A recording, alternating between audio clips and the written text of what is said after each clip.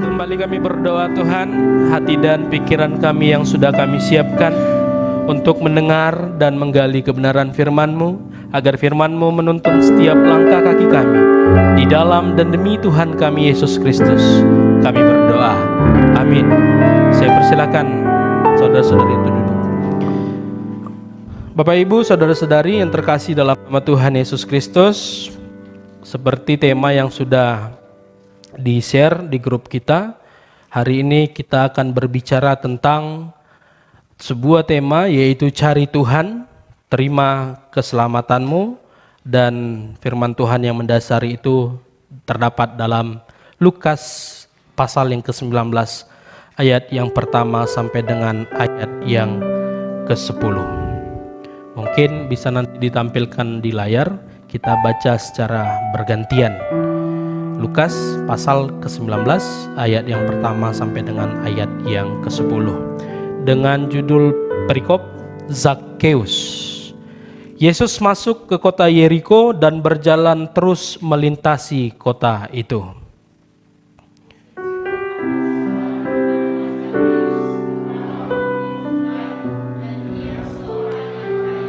Ia berusaha untuk melihat orang apakah Yesus itu, tetapi ia tidak berhasil karena orang banyak sebab badannya pendek.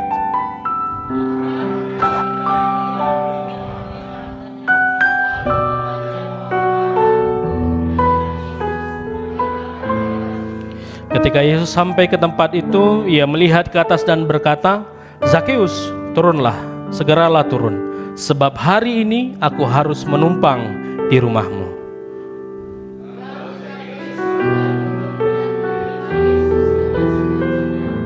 Tetapi semua orang yang melihat hal itu bersungut-sungut, katanya, "Ia menumpang di rumah orang berdosa."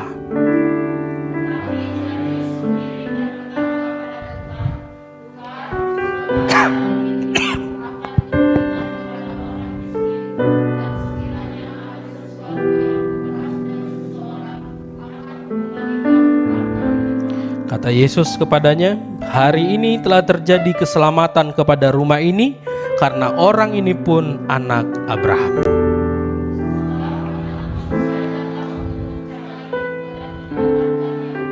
Amin. Sampai sedemikian jauh pembacaan firman Tuhan. Saudara yang terkasih, siapa yang sudah mengenal Zakheus?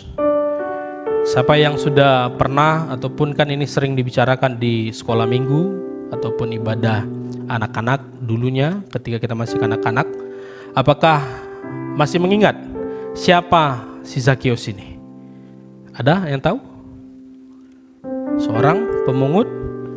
Apa kelebihannya? Bukan saja dia seorang pemungut cukai, melainkan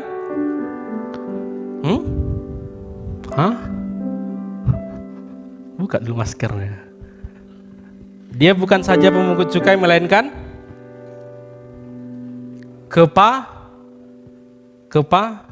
kepala pemungut cukai.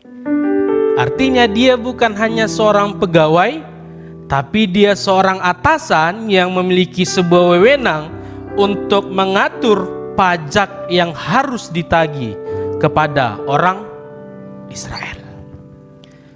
Kehebatan dari Zakheus adalah dia menjadi orang kepercayaan dari pemerintahan Romawi dalam hal memungut pajak. Lalu apa kesalahan dari Zakheus? Kalau kita pernah dengar cerita Zakheus, yang dia lakukan tidak memungut pajak sesuai dengan aturan dan peraturan pemerintah Romawi. Kalau secara hukum tentu salah. Di sini ada Bapak advokat, ya kan Pak? Kalau kita menjalankan sesuatu tidak sesuai dengan apa yang diperaturkan pemerintah, tentu akan salah. Dan inilah yang menjadi sebuah pandangan orang-orang Israel terhadap Zakheus, sehingga ketika Yesus mau menumpang di rumah Zakheus, Respon dari orang-orang Israel bersungut-sungut. Mereka tidak terima. Mengapa Yesus harus menumpang di rumah seorang pemungut cukai? Seorang yang merampas dari apa yang dimiliki orang-orang Israel. Sementara pada saat itu kehidupan bangsa Israel bukan kehidupan yang seperti hebat atau mewah segala macam. Dan pajak yang ditagih kepada mereka bukanlah pajak yang hanya bersifat 2 kali lipat. Akan tetapi dia menagih pajak dengan sangat-sangat besar sehingga merugikan orang-orang Israel. Ada keunikan dari Zakius. Jadi dia bukan orang yang tinggi, ya kan? Bukan kayak ibu ini kan, masih tinggi ibu ini, ya kan? Atau ibu siapa samping itu? Bu Yola. Lebih tinggi Bu Yola, lebih pendek Zakius. Sehingga pada saat itu dia yang tidak mengenal Yesus, tapi dia mendengar Yesus ini adalah seorang sahabat kepala pemungut cukai. Kita boleh lari kepada histori Alkitab, bagaimana Yesus memanggil Matias untuk menjadi muridnya, seorang pemungut cukai. Ya. Oleh karena itu yang didengar Zakius, maka ada motivasi dalam dirinya untuk mengejar dan mencari sosok Yesus yang dielu-elukan oleh orang-orang pada saat itu. Jadi posisinya, konteks firman Tuhan pada saat ini di kota Yeriko. Searchinglah di Google nanti di mana Yeriko, ya. Tapi sebelum Yesus melakukan mukjizat keselamatan kepada Zakius, dia sudah melakukan keselamatan kepada Bartemius. Itu terdapat dalam pasal 18. Bisa dibuka Lukas pasal 18 ayat 35 sampai 43. Singkatnya saya katakan, Bartemius adalah orang yang buta, yang tidak bisa melihat. Artinya dia tidak pernah melihat bagaimana raut wajah Yesus. Tapi ketika Yesus berjalan, ketika dia mau memasuki kota Yeriko, di situ ada Bartemius dan Yesus dielu-elukan, dikerumuni. Lalu dia mendengar apa yang terjadi. Lalu orang mengatakan, Yesus orang Nazaret sedang lewat. Dia yang tidak mengenal Yesus, dia yang tidak pernah melihat Yesus, lalu dia mengejar Yesus. Dia mencari Yesus. Bahkan ketika proses dia mencari Yesus, orang-orang banyak menyingkirkan dia. Tentu bukan sesuatu hal yang mudah. Kita yang bisa melihat aja, kalau mengejar sesuatu dihalangi oleh orang, kita pasti respon dengan tidak enak. Tapi Bartemius dengan kebutaannya dia kejar. Dia cari Yesus, dia cari Tuhan. Maka ketika dia cari Tuhan, dia terima keselamatannya. Yesus katakan kepada Bartemius, bisa dibuka itu dalam Lukas 18 ayat yang 40. Boleh dibuka? Lukas pasal 18 ayat yang ke-40 dan 41. 41 aja dibuka. Yesus bertanya kepada Bartemius, "Apa yang kau kehendaki supaya aku perbuat bagimu?" Coba kita baca sama-sama. Dua-dua, ya.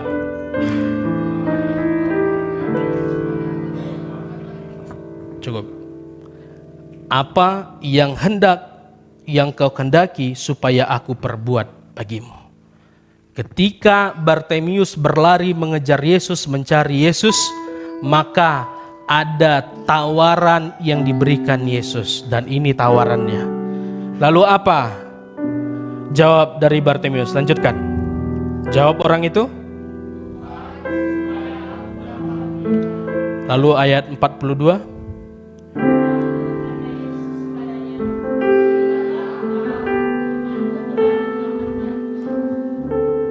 Oleh karena apa dia mencari Yesus?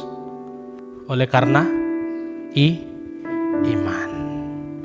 Oleh karena iman dari Bartemius, dia yakin sekalipun dia tidak pernah melihat Yesus, sekalipun dia tidak pernah mendengar tentang Yesus itu siapa, tapi dengan iman yang masih ada dalam dirinya, imannya menyelamatkan dia. Begitu juga dengan Zakius.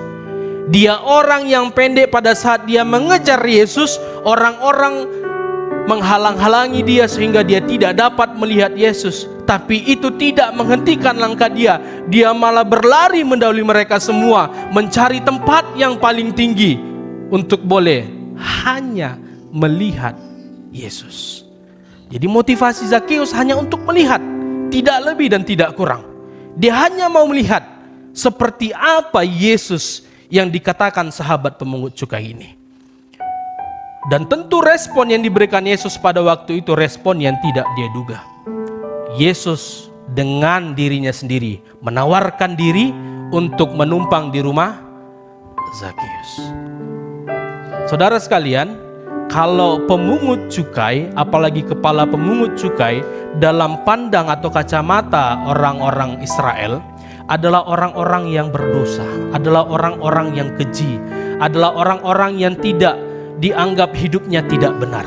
Maka dari itu respon dari orang Israel ketika Yesus mau menawarkan dirinya adalah mereka bersungut-sungut. Mengapa harus Yesus menumpang di rumah seorang pendosa? Begitu banyak orang Israel, begitu banyak orang pada saat itu, mengapa dia harus menumpang di rumah orang berdosa ini? Kalau dalam pemberitaan di gereja saya katakan, inilah bentuk dari roh kelemah lembutan yang dimiliki dalam hidup Yesus. Saudara yang terkasih, berbicara tentang lemah lembut bukan berarti lemah gemulai, bukan berarti kayak gini kan gitu, ya. Tapi berbicara tentang lemah lembut, bagaimana kita bisa bersikap bijaksana dan penuh hikmat ketika ada sebuah tantangan di depan kita. Kita bisa melihat Yesus, bagaimana roh kelemah lembutannya. Memang dalam Alkitab, seorang yang lemah lembut dikatakan itu Musa. Kita bisa lihat dalam perjanjian lama. Tapi saya menekankan dalam pengajaran di tengah-tengah gereja, mau bagaimanapun, yang lebih memiliki roh lemah lembut hanya Yesus. Kenapa? Oleh karena roh lemah lembut yang ada pada diri Yesus, itu yang mendobrak dia untuk menghancurkan tradisi yang ada di tengah-tengah bangsa Israel. Hukum yang ada di tengah-tengah bangsa Israel. Contohnya apa? Contohnya seperti hari Sabat, kan tidak boleh melakukan, tapi Yesus melakukan sebuah pekerjaan. Lalu melakukan penyembuhan Yesus pada waktu itu. Sementara itu tidak diperbolehkan. Lalu ketika Yesus diperhadapkan dengan perempuan yang kedapatan berzina, kan? Yesus patahkan hukum ataupun tradisi orang-orang Yahudi yang pada saat itu. Oleh karena apa? Roh kelemah lembutan itu ada pada dia. Yang saya tekankan dalam pengajaran gereja tentang roh kelemah lembutan Yesus adalah, dalam roh kelemah lembutan Yesus, dia paham dan sadar betul bahwa ketika dia harus menghabisi atau mengajar sebuah kebiasaan, adat, tradisi dalam suatu perkumpulan masyarakat, tentu akan ada konsekuensinya. Tapi Yesus sadar dan paham, dalam roh kelemah lembutannya dia sadar dia akan hancur akan itu semua. Itu buktinya dia sampai kepada kayu salib.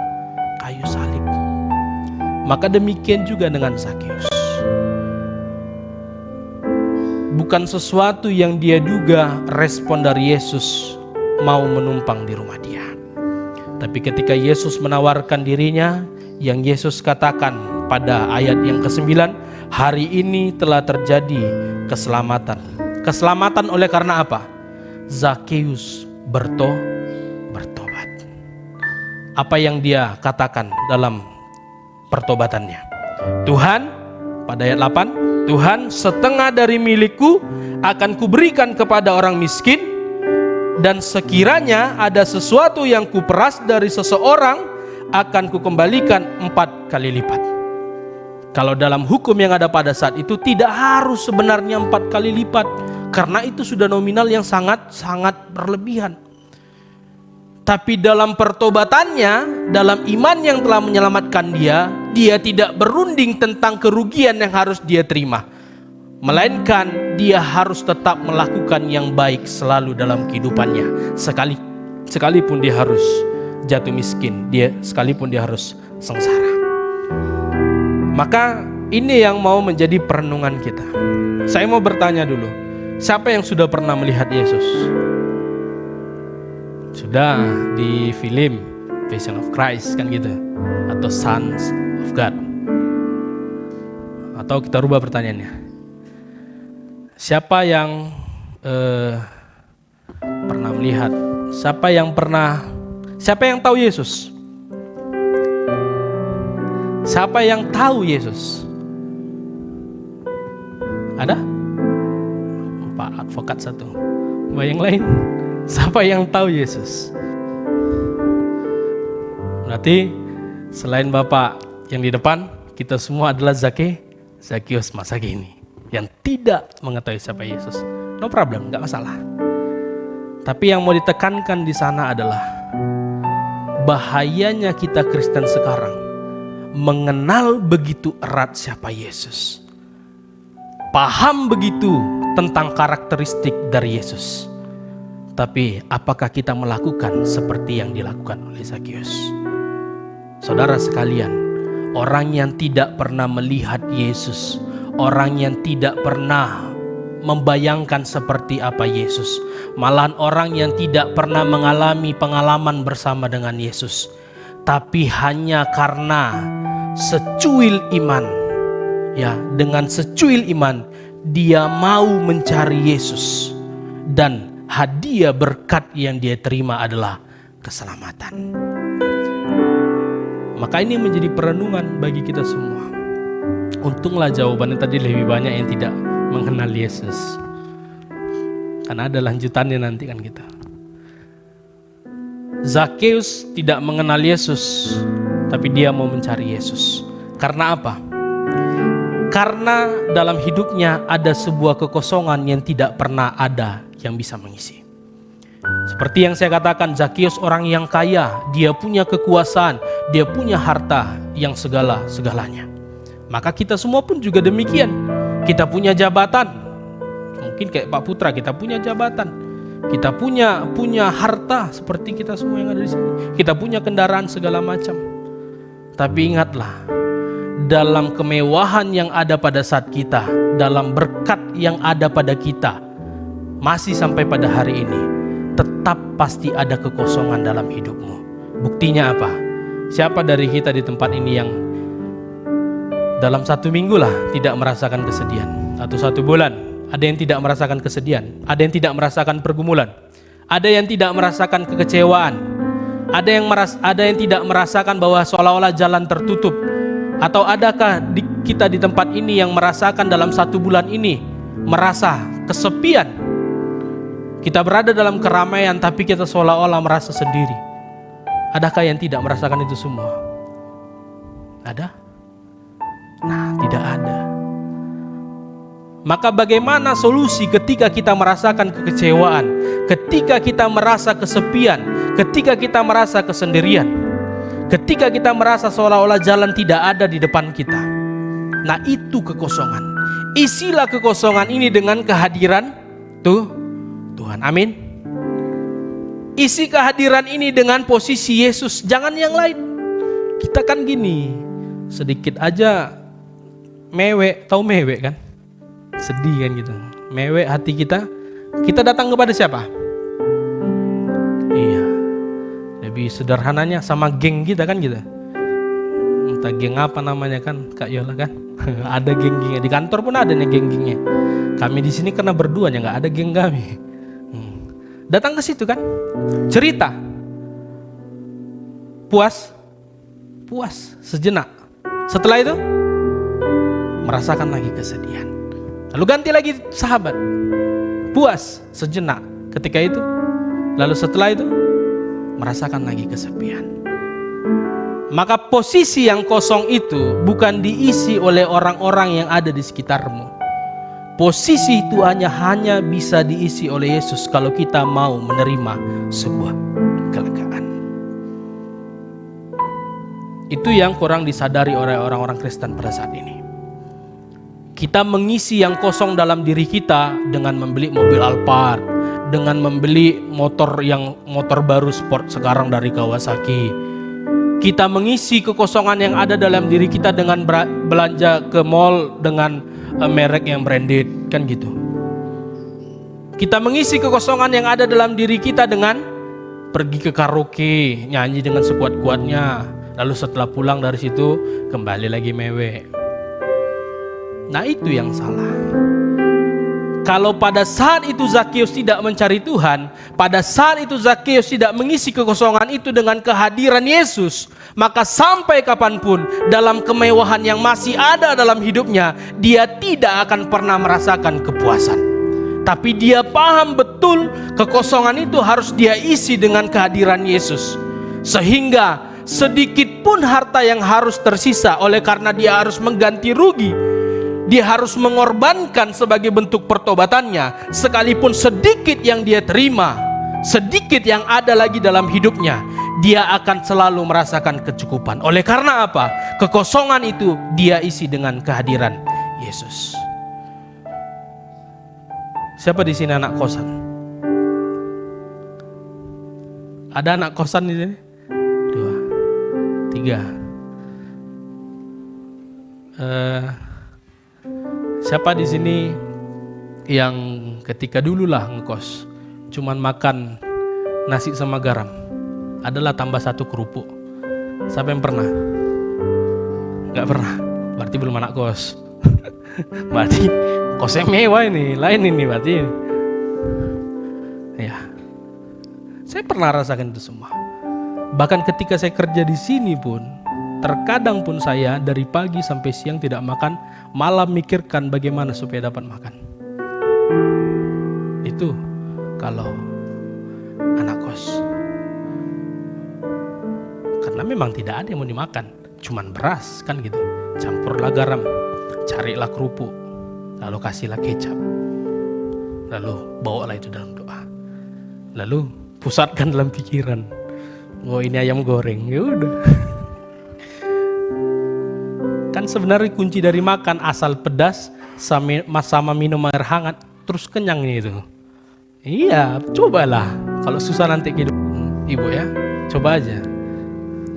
Ambil beras, lalu makan cabai rawit. Aku pernah cabai rawit, nasi, aku makan. Lalu minum air hangat, udah. Malah nggak tambah gue gitu. Kalau biasa tambah kan gitu. Nah, artinya apa?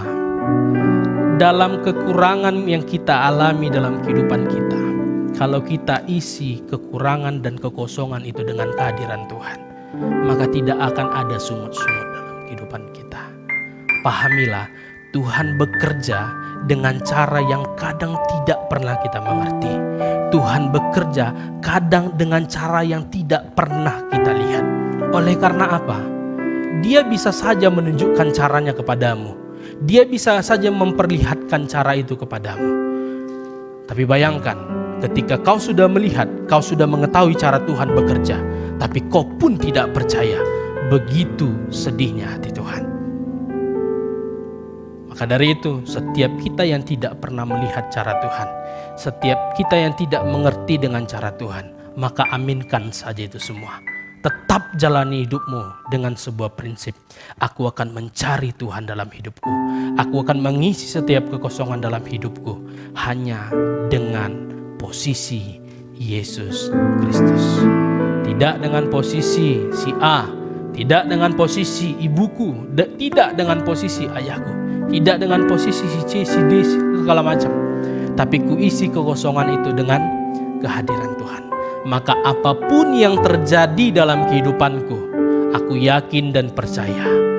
Sekalipun aku menangis, sekalipun aku bersedih, sekalipun aku berkekurangan, sekalipun dalam pikiranku, mindsetku jalan tertutup, aku percaya Tuhan bekerja dengan caranya sendiri untuk menyelamatkan kehidupanku.